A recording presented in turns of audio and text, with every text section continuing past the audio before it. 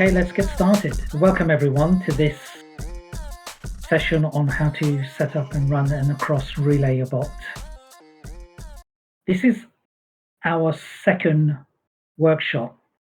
The first workshop was about the cross bridge itself and why there was a need for a bridge. And it went through like a short demo of how to run a relayer, but didn't go into the details. There are some excellent resources here that will help you. At the end of the presentation, I will put a link to this presentation in the text hub, in the chat, so everyone will have access to this and you'll be able to go and check out all the resources. We have a lot of educational videos on the Superman DAO YouTube channel, so please go and visit there. And the first resource there is the internal learning session by Uma about the Cross V2, and it goes into quite technical details. So if you're that way oriented, it's very worthwhile to check out. As well as that, we'll be looking at the online documentation about how to run a relayer, and that's at the docs.across.to. And if you do run a relayer and you're having some issues, then in the Cross Discord, there's a relayer channel, and we have great people there like Dixie and GR who are really, really helpful. And as well as that, we have a bi-weekly dev support hours meeting, which is usually on a Wednesday, but please check the calendar for that. And it's somewhere where you can actually learn more about relayers, what's coming up in the future, because it's an active area where you have to keep on top of it. It's not you can't set up a relayer and just let it run and forget about it. It's something that you have to actively monitor, really. Okay, with that, let's get started. And we'll go through some of the background. So what does the across relayer do? So what does the cross bridge do?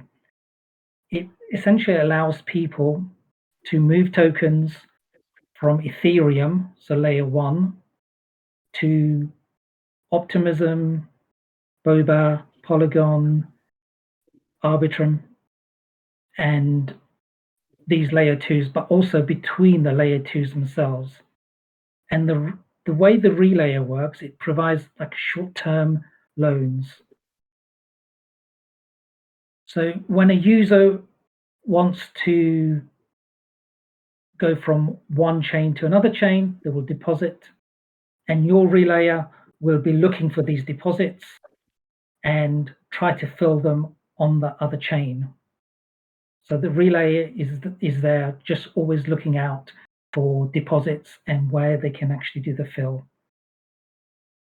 And the data worker, which is run by Risk Labs, the UMA team, it's the one that monitors the whole ecosystem, and you're providing the short-term loan, but every so often, after every 4 or 5 hours, then the data worker will refund you. And one of the reasons we're doing this and trying to attract more relayers, we want it to be decentralized. And the more decentralized it is, means that the across bridge will be more resilient, and it's a way to make the community, everybody in the ecosystem, have more of a say. So it's not going to be centrally run by just Risk Labs.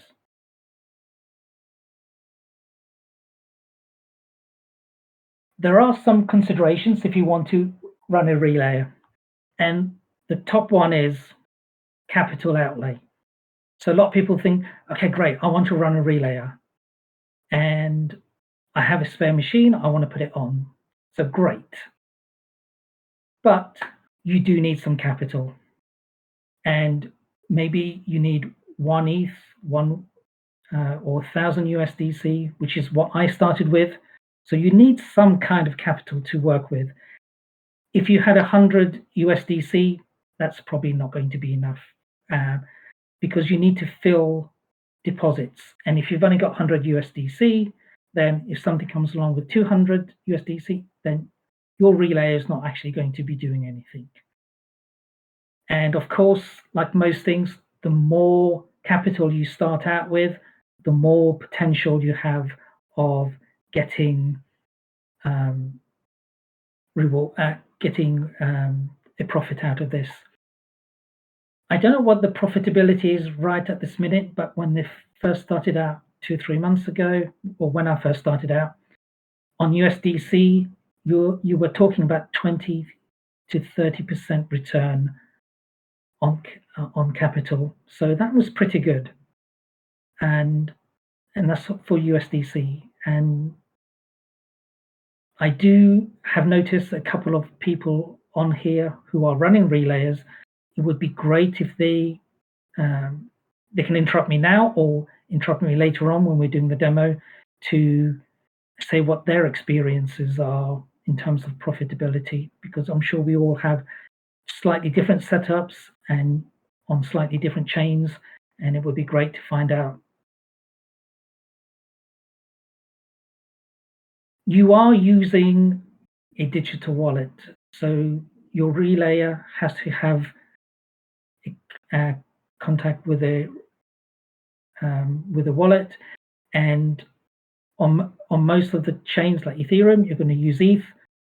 It's also Polygon, so you're going to need to put some Matic in there for fees, but not a lot. It's I only put for like 4 or 5 Matic. I'm working USDC on the Polygon chain, and it doesn't use up. It's very low cost on Polygon. In general, for costs, it depends how you're going to set it up. When I'm doing my testing, I had a spare laptop and I use that. And if you're going to run 24/7, obviously electricity is really high now. You have to take account of that, and also about internet as well.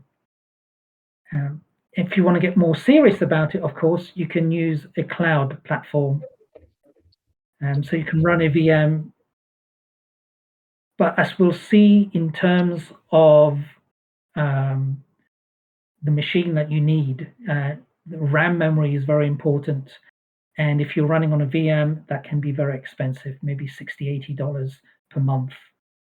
There might be some places you get slightly cheaper, but it's it's going to be fairly costly if you're running in a cloud platform or on a cloud platform.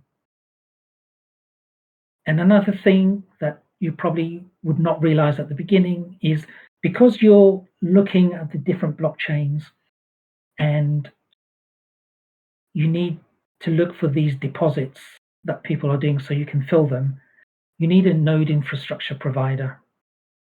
And the one I use is Alchemy. There's others, Infura, Coinbase is doing one. There are other ones out there. And one thing you need to take account of is that they're free tiers. They do offer free tiers, but it can be limited. And if you are doing a lot, if you're running 24/7 and doing a lot of transactions and lots looking at different uh, chains and looking for the deposits, then you could run out of the free tier, and it could be another extra $50 or more per month. I will show you my Alchemy setup as well in a while. And a big issue, especially in when we're dealing with digital wallets and tokens, the main one at the moment is your seed phrase may be exposed, your mnemonic. This is because, and we will see this in a moment, um, you have to set up an environment file, and in this .env file, you need to put in your mnemonic. It's not the only way of doing this, but when you're getting started, it's the simplest way to do this. There are solutions out there, but it can get very complicated. But it is something we will probably spend another workshop at some point to do just about how to secure your system because it is really important. And for that, you need to follow good security practices. So here are the prerequisites. Like I said, you need some capital. You can't just start running a relayer and start earning money. It's like you need money to start earn money, right? And the more you have, um, the better, essentially. So you need a computer or laptop or virtual machine, and these are the minimum specs. When we go to see the documents, it will say 4 gig, but I think 8 gig should be the actually minimum recommended. On my test machine, it was using 7 gigs constantly, pretty much all the time. It is really memory intensive. That's the main consideration in terms of your computer hardware. If you've got 16 gig, even better, but I would say you could start with 4 gig if you're doing it on testing purposes, but if you want to do like a production environment, I would consider 8 gig to be the minimum really.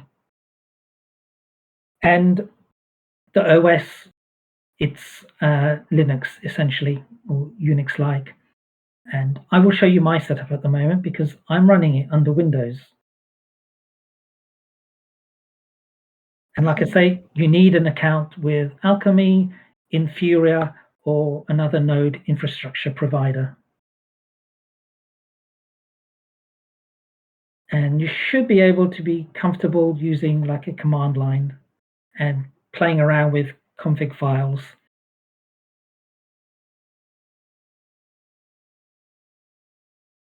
Okay, so this looks really complicated and I'm not going to delve into it too much. If you do want to look at the technical side of things, the previous internal learning session that we had is available in the Superman DAO YouTube channel. And also, if you want to get really technical, then you've got the UMA internal learning sessions. Again, that was in the resources, and you can go through this. The only thing I'm going to pull out from here is that the bridge itself uses what's called a hub and spoke model. The hub is on the Ethereum layer 1. So all liquidity, if you're a liquidity provider, you will provide this on the Ethereum on the layer 1. And you have these adapters that connects to the spoke pools on each of the different layers. And the hub and spoke pool is how everything works. And if you want to go from one spoke to another spoke, that is possible as well. And so just bear that in mind as we're talking. And this would be a simple fill. So at the bottom left, you can see user, they've got some USDC, they're on Optimism, but they actually want to put it to Arbitrum. Now, normally when you go from Ethereum to Optimism, Arbitrum, it's fairly straightforward and doesn't take too long. When you want to come back, it can take up to 7 days because of all the security aspects to that. Now, this is where the relayer comes into play because they are looking out for deposits on other chains, and they have on their relayer, they have funds on Arbitrum in this case. So when the user deposits, the relayer is looking out for these deposits and say, hey, I can fill this in. And really it's a chase. Whoever's the relayer is the first to get there and can fill it will be able to fill it. And they will fill the relay. To the user, great. 2-3 minutes later, they will get their funds on Arbitrum. The relayer will then have to wait. It can be 4, 5 hours.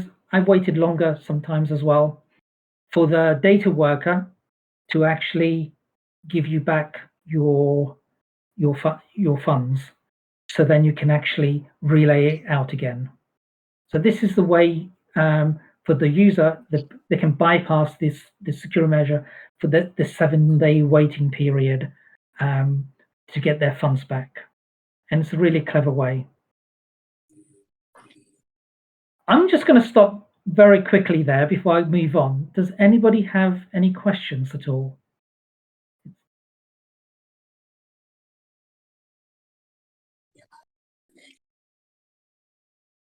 Do you know if anybody's working on something to cut down that 4 to 5 hour window it takes to get refunded, Neon?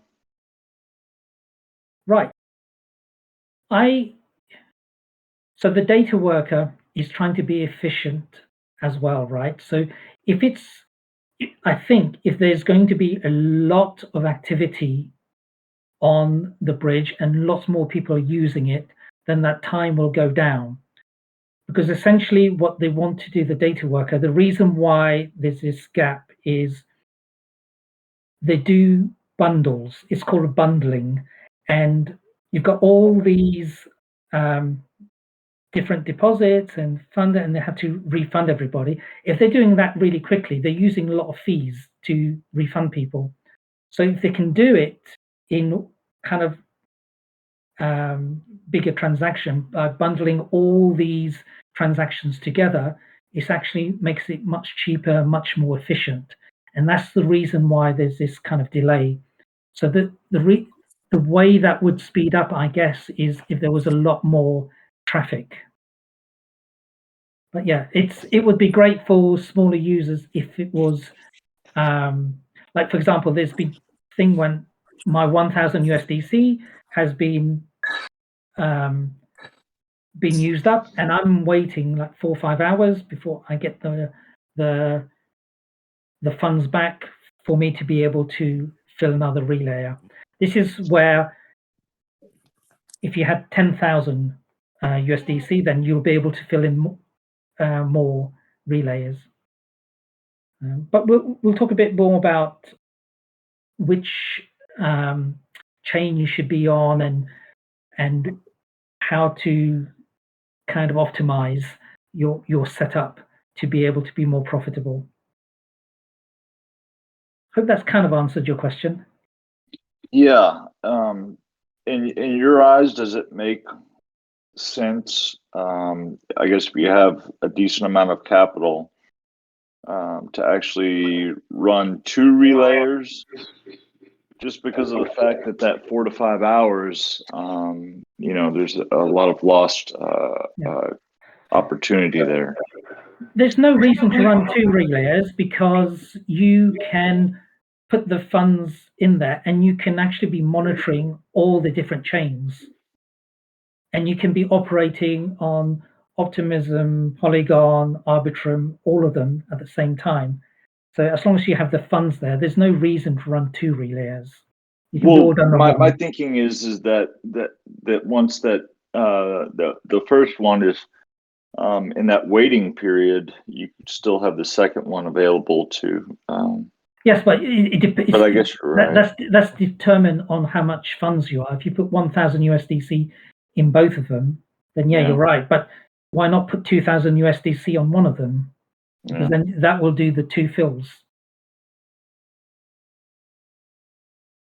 A lot of times, most are under 1000 USDC. So it could be 100 USDC that you're filling, or are they? 150. Do you know the average? Do we have like an average of, or do you happen to know that? I just remember Nick from the Risk Labs team, who's the main engineer on the for Across, was saying like 70% of USDC was under 1000 USDC. Gotcha. And now with Optimism, I actually tried to do play on optimism with some WEF. So on Arbitrum, on optimism, you use WEF, but you need some ETH to pay fees. And it was doing lots of small transactions, so it was using up all my ETH. But it was kind of profitable. I made like $13 in a week, but it used up all my ETH. So you have to unwrap WEF and ETH, and so. But there are things that you can actually do it automatically. But for this workshop, we're just going to do like the basic install and setup. But then we'll have a chance to talk more after I've gone through some more slides. We're nearly there. Okay, this is the installation part. And I'm going to go through the way I installed it. It would be good. I did notice Longblade here and GR here. If after I finish, if you are able to speak and say what your setup is, or if you can't speak, if you can put it into the chat as well, just to give people a flavor of the different ways you can do the installation. Hello, can you hear me, guys? Hey, yeah. Hello, everybody. A little thing about my setup. I use a Raspberry Pi to A run. Raspberry Pi, awesome. Yeah. I have a Raspberry Pi cluster in my house, so I use one of them. It's low consumption of electricity, costs nothing. Like, you cannot find it anymore. Now they're like, I think it's limited. They are limited right now. But I use the version Raspberry Pi 4 with 8 gigabytes of RAM. I tried it before on a Raspberry Pi 3B model. It was like I wasn't able to build because of the lack of RAM. And as you said, Neon, at least 4 gigabytes, but I think the recommended should be 8 because nowadays the relayer is running low on resources. Here in echo. Yeah. Marshall, can you mute? Wait, I'll mute him. I can hear you, but you're right. There's an echo. Yeah. Okay. Cool. So I use a Raspberry Pi, and the software is the Raspberry version, like the Linux version, and pretty much that's it. Like the rest, I pull the repository down.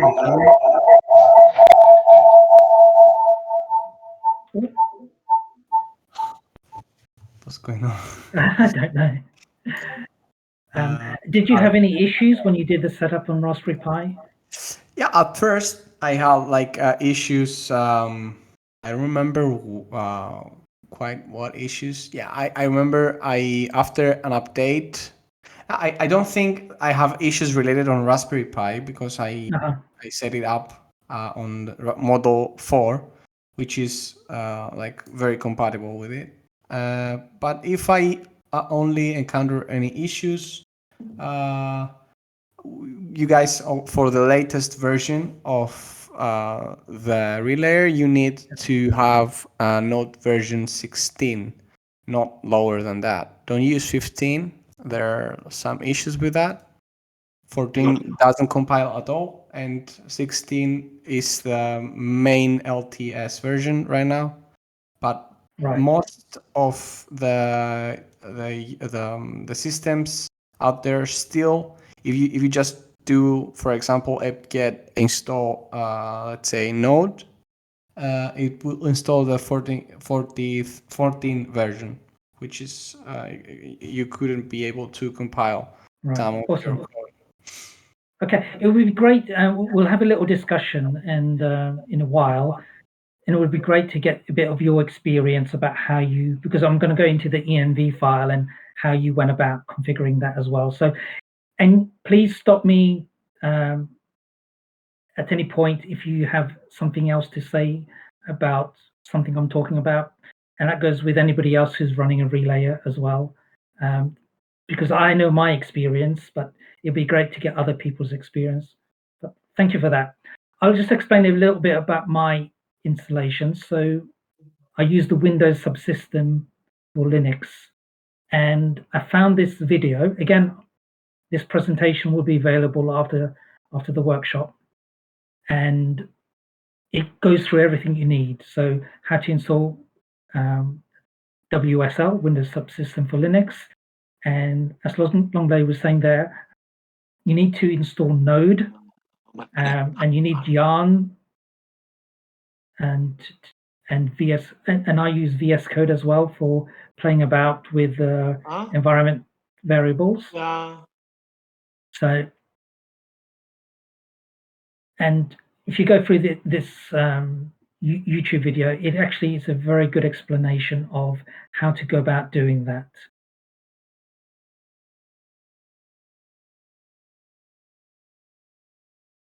Okay, so in a moment, I'm going to show you how did my Alchemy set up. And then we'll look at the configuring the env file, which is really important. And you need this to make sure everything's working. And we're going to go after we'll look at Alchemy, we'll look at the documentation online, and this is where you will get your first copy of the env file. And because you're looking at for deposits on these different chains, you have to make a lot of it's called computes, checking on the blockchain. One way to reduce the number is to have some kind of cache management. So you don't have to install this Redis cache management, but it will actually help a lot in terms of how many hits that you try to do for Alchemy or Infura, and also it's a bit more efficient, faster as well.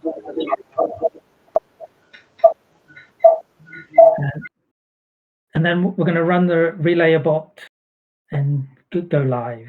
So that's what we're going to do now.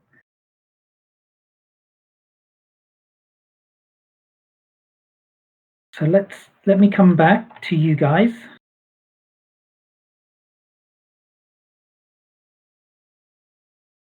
And then what I'm going to do is share my screen again.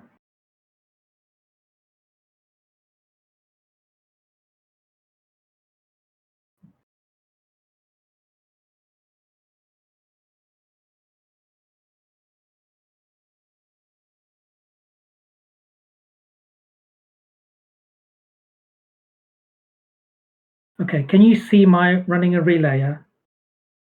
Yep. Ah, awesome. Ah, I noticed Dixie's here. Hey, Dixie, can you tell me how your setup is? What you got for your setup? I've been, can you hear me? Yeah, I can. I've been here the whole time, and Okay. you're absolutely killing this presentation. Like, it's really good. So I just wanted to mention that. So I've had 2 instances of the bot running, and one of them is like actively that I've kind of run in development, and I'm developing and testing and changing and breaking things, and occasionally I'm like breaking Longblade as well when I push something that his setup doesn't like. And yeah, I saw that in the relayer chat.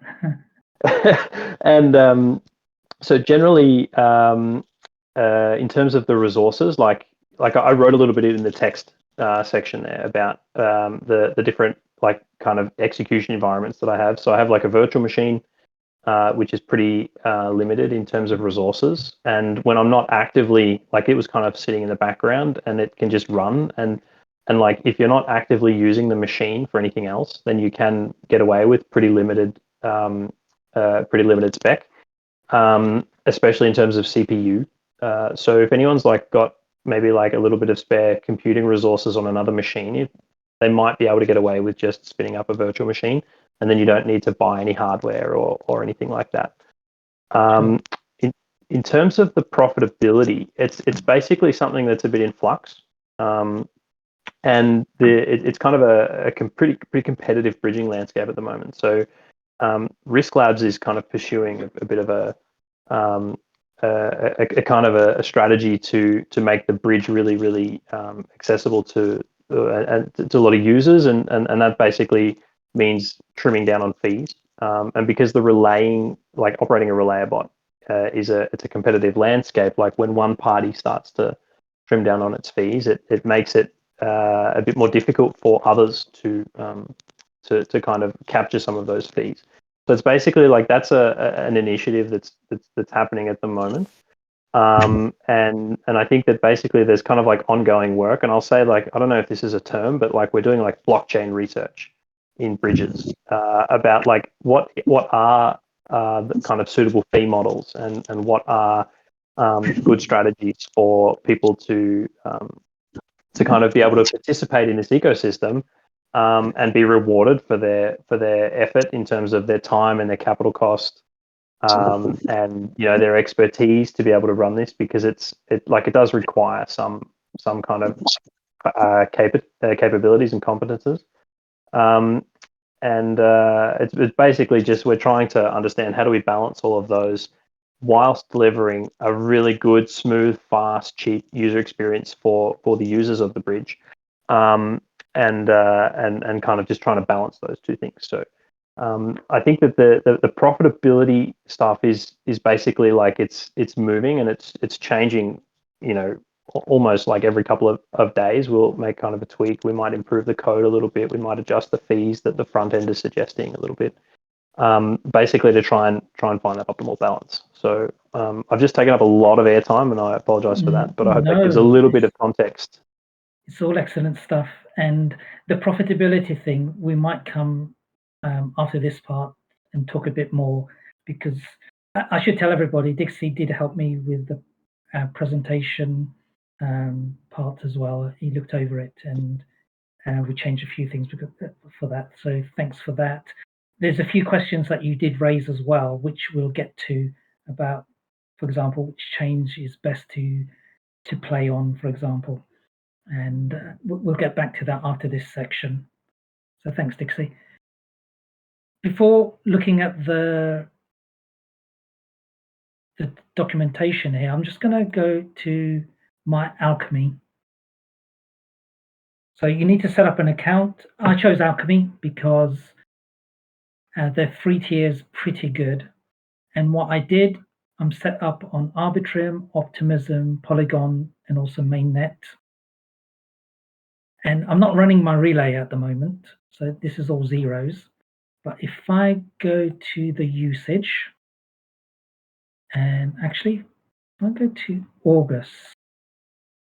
Now, you get 300 what they call compute units a month, which sounds a lot, but if you're doing a lot of work, like, for example, in August, my test machine was going up to like 40, and there's one time it was 18 million. So obviously, if you times that by the number of days in the month, it's going to be much more than 300 million. But thankfully, the UMA Risk Labs people, across, I should say, have been optimizing this. And since September, it's actually come down a lot.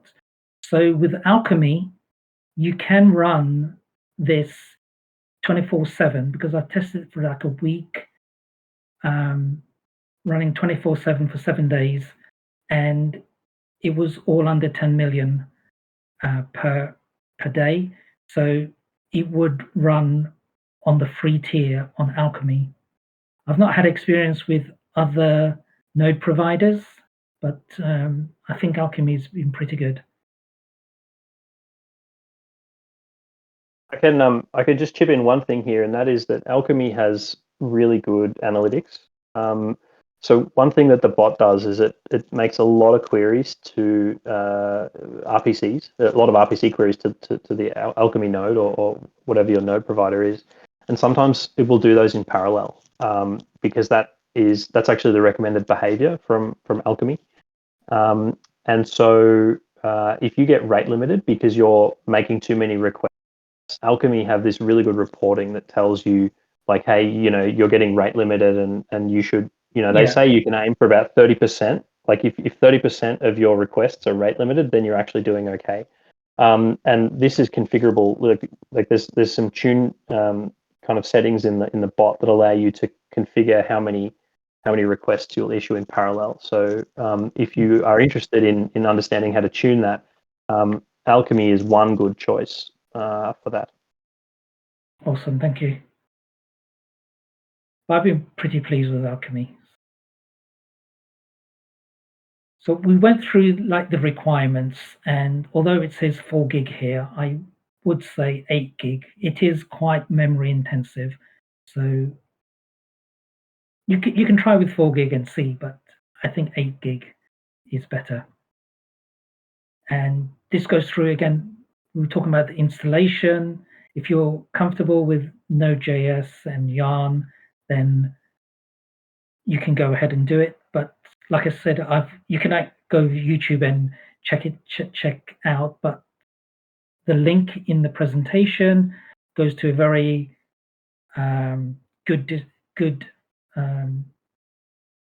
video on how to do all the setup, and the person goes through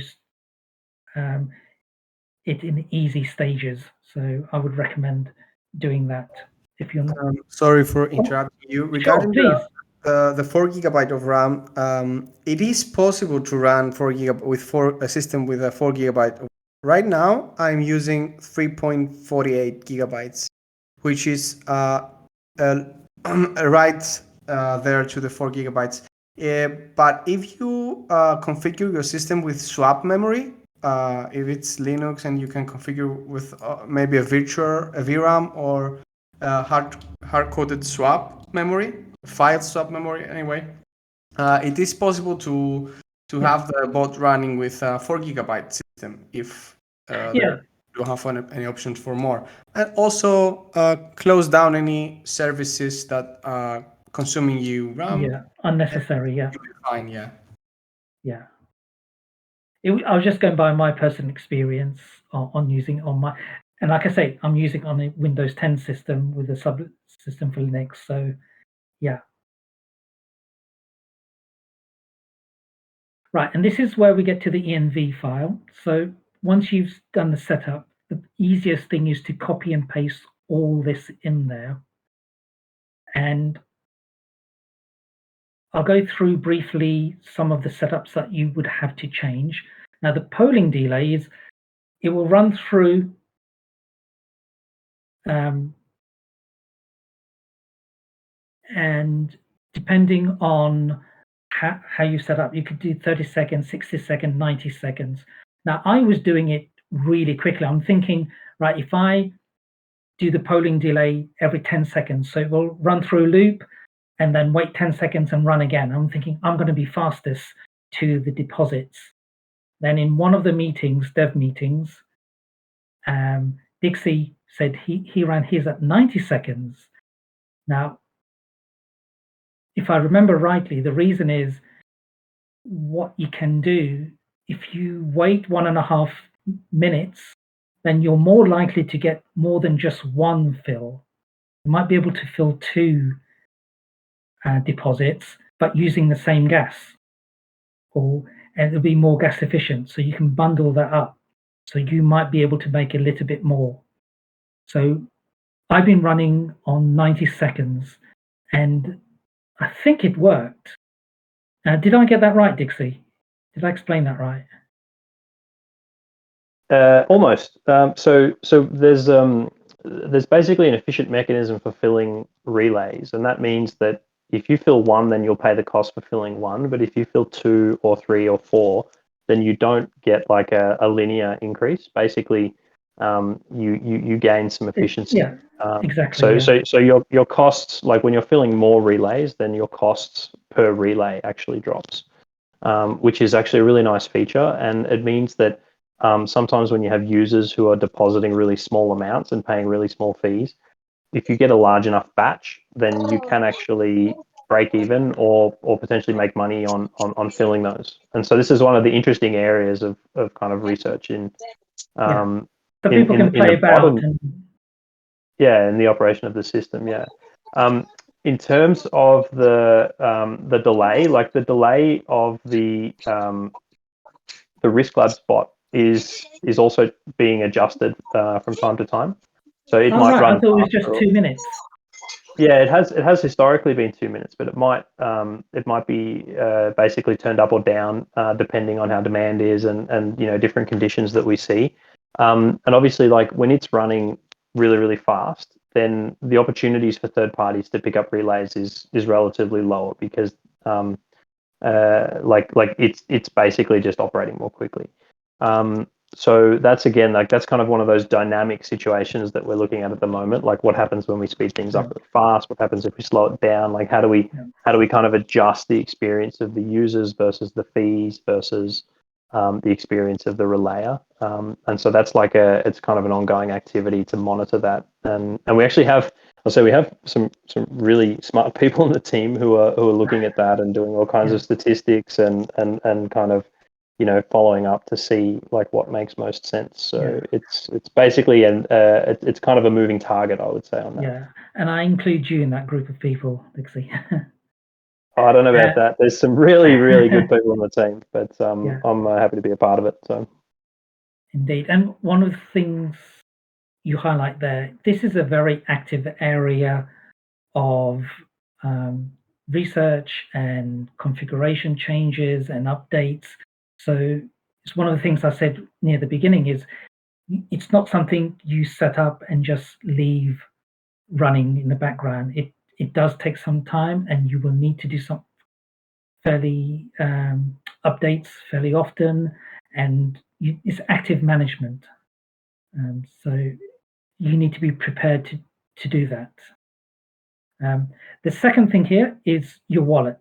Now, this is where the security side of things come in. It's asking for your seed phrase.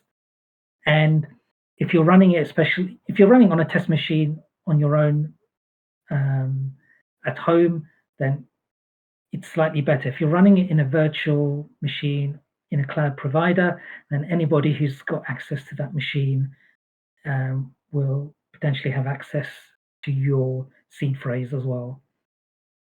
There are ways to mitigate against this. Again, this is part of the active research part of where there's different ways you can do this.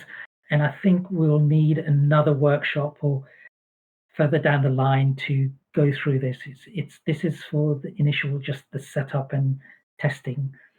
So we won't go into that now, but just know that your seed phrase will be in this config file on your system, and anybody who has access to it will have access to your seed phrase as well. The next part which you need to fill in is your Alchemy or Infura or other node provider API keys in there. So these are my apps that I've set up on Alchemy, and each one has its own API key.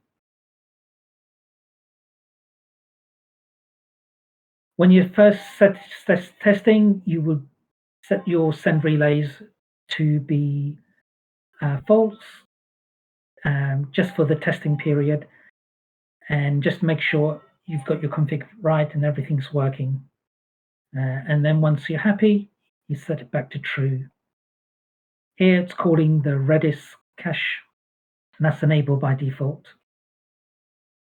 The advanced configurations, I don't really think, because we're running a bit out of time, excuse me, I would think is the relayer destination chains, which chain you want to actively fill. Here we've got Optimism, excuse me, Optimism, Polygon, and Arbitrum.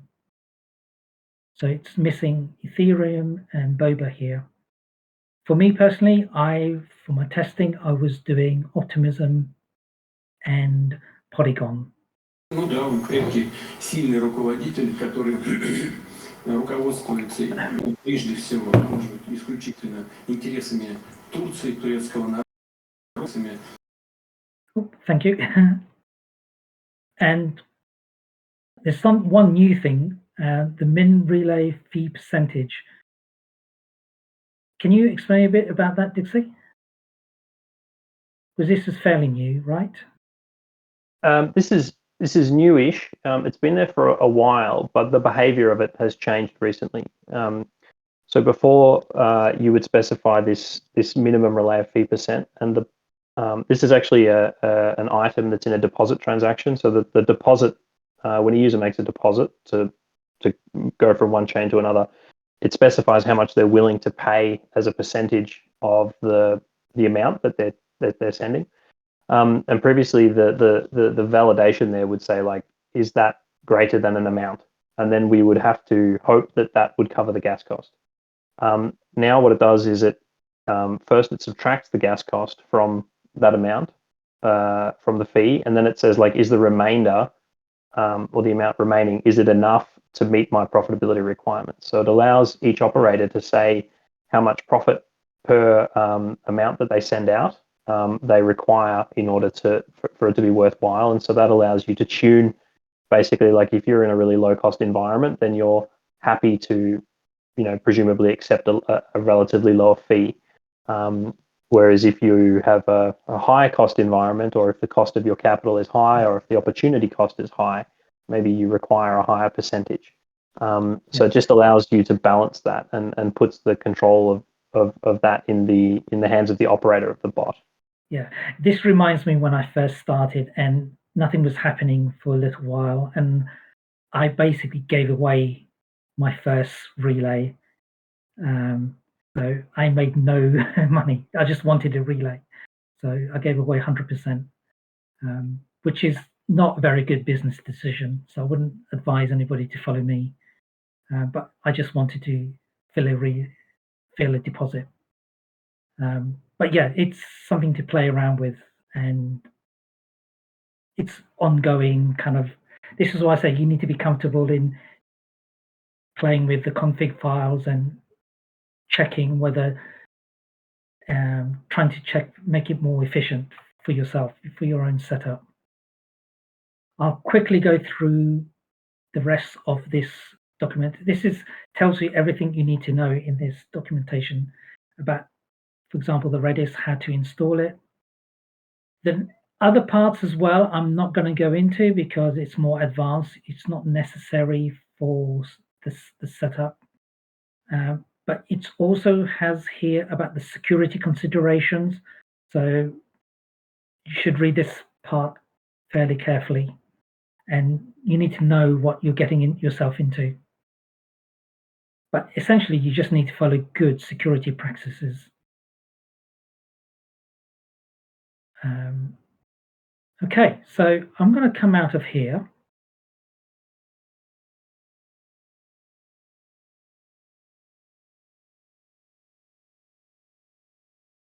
Right, let me stop streaming.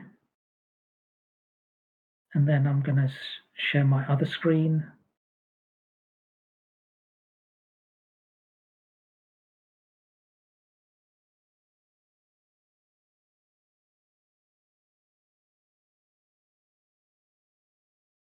Okay, so can you see my relayer? Yep. Awesome. So on the left-hand side, you can see I've got the Redis cache management up in a separate window, and that's running. And I've configured my env file.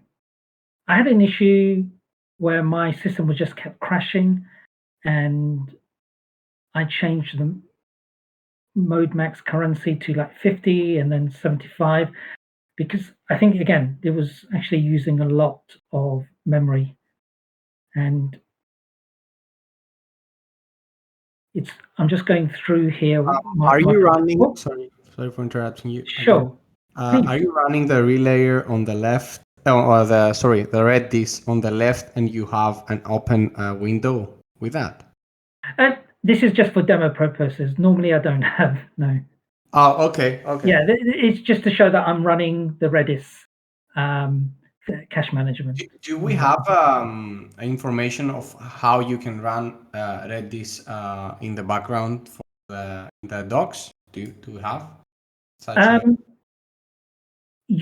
So I know, for example, if you set it up on the Linux system, it will run in the background. Yeah. I've done that on Ubuntu. Basically, But on you're setting it as a daemon, like you exactly, yeah. But Yes. on the Windows subsystem, you have to start it as another process. Okay. I just have it minimized.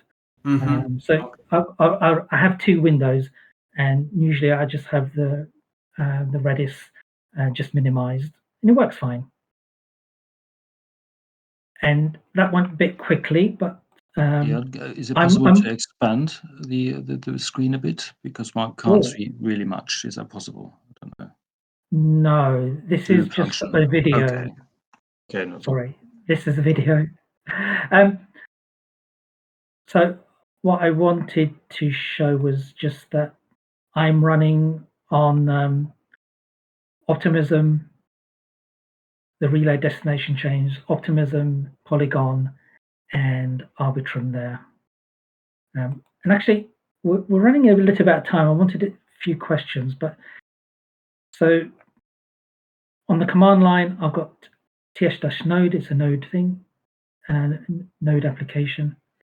And I've got my wallet mnemonic. If I had a private key, I would put private key there. But this is how you would set it up initially. And it goes, and now it's running. And it's checking for deposits on thing, and if it finds a deposit, then it will try to fill it. And this is and again, when I first started, I had it running side by side with my main machine, and I was looking all the time to see what was happening. So, and initially I was running it for like 10 hours a day. And on my 1000 USDC, I was making about 60 cents a day. So it doesn't sound like a lot, but it does add up, I think. If I had 10,000 USDC, of course, then I would be able to do many more fills. So this is one of these things that where you would play about with different conveyor. And this comes to the questions. For the people that's running relayers now, which chains have you found to be best to operate on? For me, it depends on the user usage. For example, last month Arbitrum was on high volatility, but nowadays I think it's Polygon from the logs. Right. Yeah. So I've been on Polygon, and I've been quite happy just staying on Polygon mainly. Also, the fees are better there. Yeah, so I only have like 4 or 5 Matic in total on the Polygon, and it was very low. On Optimism, I had the opposite experience where I had like 0.03, I think, and that was just used up. This is ETH. That was used up within a week. So it was like $13 in a week. And I thought that was a lot. But it was doing lots of little transactions. That was the issue on Optimism for me. Anybody else has got experience as well? Yeah, I can say a little bit as well. I guess one of the things to consider is I guess the actual overall cost of your system. I mean, I know you covered like the different fees and costs that might be involved, but I guess I'm saying if you look at it as a break-even point, it might make more sense. So I guess one way to think of it is if you have some amount of capital and you set your profitability as you showed in that configuration, I don't know, let's pick a number, it's 0.03%. you kind of think about it as how much of that capital will you cycle through in a day, and use that as the baseline for your fee percent, and that kind of gives you a better way to kind of model out profitability, if that makes any sense. Yeah, I know you've been working a lot on this kind of side of things, and are you able to tell us, or do you want to keep it secret, which is perfectly fine, about your setup, or? I mean, the only reason I haven't said anything about my setup is because it's not a Risk Labs bot, so it kind of doesn't really, like, much of what I have doesn't really relate to what you're showing in the demo. But I mean, just in terms of memory usage, what do you find about that?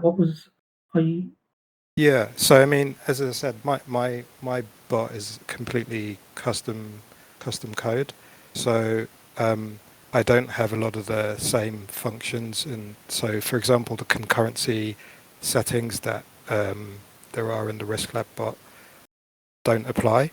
So that for that reason, my memory usage is generally quite low compared to what the Risk Labs bot does. So I would say my bot can run on 1 gig of memory probably. Wow. But yeah, it just runs in a different way to the Risk Labs code does. So yeah, it's not really comparing the same thing. Yeah, excellent. And which chains have you had most success with? I mean, again, I'd say it's pretty much you just base it on the profit percentage that you're targeting, rather than saying it's chain based. Because to be honest, there's always enough demand on each chain to overwhelm your capacity, unless you have millions of dollars, right? So I think the factors are probably just, like you've mentioned, the gas cost per chain, for example. That's one thing that makes it more inefficient. So if you're on mainnet, you're going to be paying a lot in gas. So to do 10 transactions will cost you $10, right? So compared to on Matic, you can probably do a year's worth of transactions for $10, right? So it's just looking at the setup you have and finding which tokens and I guess the configuration that suits you best. Indeed, that's awesome. Thank you very much for that. We're just a bit over time now, so thank you very much, everyone, for joining us. But Dixie, is there any final things you want to say that maybe I've missed for this introductory session? No, I think it was really good. So I mean, I can add a couple of other things. I can actually see that your bot is stuck there on Optimism, and that's actually something that we've noticed as well. And we heard it. We actually have heard it from some third parties that RPC queries to Optimism seem to be extremely slow at the moment, and I've personally experienced that as well. So the fact that it's sitting there is actually, I think, kind of a reflection of something interesting that's going on with Optimism. Okay. I'll stop streaming now, actually. Yeah. So I mean, actually, one thing, like in my testing, I actually found that was really annoying, my testing. So I actually stopped looking at Optimism when I'm doing development, because it just takes too long sometimes. The other thing I think is that the Redis cache, which we discussed that a little bit. I think that the documentation at the moment says it's kind of a suggested, like a recommended thing, but I think the language around that will change to be like strongly recommended, Right. because it's so useful, and it saves you so much time when you're especially when you're in looping mode. Well, actually, in both modes of operation, it just saves you from going back and requesting the same things time and time and time again. So that is probably something that we will change in the documentation. And the reason that we haven't really described how to do the installation and to set it up as a daemon or a service, because it's different for each platform. Like if you're running Mac OS, you do it one way. If you're running one of the gazillion different Linux distributions, like you've probably got some slight bespoke way of setting it up. So we kind of leave that as an exercise for the operator. And I guess the other thing is that like we probably really want to highlight that there's inherent risk here. Like it's like we really encourage people to try it out, but we also want to be clear that it's there's potential for lost funds because you're dealing with real funds and it's on chain, and if anything goes wrong, there's not like an undo button. So depending on your appetite for risk, maybe you want to consider that, and if you want to test it out, maybe you want to test it in a low cost environment. Polygon probably stands out for that. Yeah, so I am on Polygon. Yeah. Yeah, and also just like to kind of not necessarily commit all your funds at once to something like this, because it's really something where we would encourage people that if they want to take the risk and step into this, that they kind of do so a bit gradually and just make sure that they're comfortable with each step that they're taking there. So yeah. And the other thing that I mentioned is, like, of course, we would like to have an active Relayer community. And you mentioned at the beginning that there was we have the fortnightly calls, so that's another thing to remember. I've actually put a request for people just to kind of indicate which times are best for them, to see if maybe we can optimize the time window a little bit. So please check out the Relayer channel down it's towards the bottom of the Discord, and if anyone has any queries, just drop a message there, and I'm usually monitoring that pretty tightly. So it's the intention is it's not that hard to get in touch with us if you have any questions. I will second that. Dixie and GR and others are really quick to answer any queries in the Relayer channel. So if you are interested in this area, then please go and check it out. Check the documentation, the videos as well that we've created, the internal learning sessions. And yeah, so we are a bit over time now, but thank you very much for joining us. Deadcoin Productions will be creating a video of this, and we will upload it once it's done. We'll put a link to that in the Discord channel, and you'll be able to see this again. So thank you very much for attending, and see you next time. Thank you, Neo. Thanks very much. Yeah, it was really good presentation. Nice one.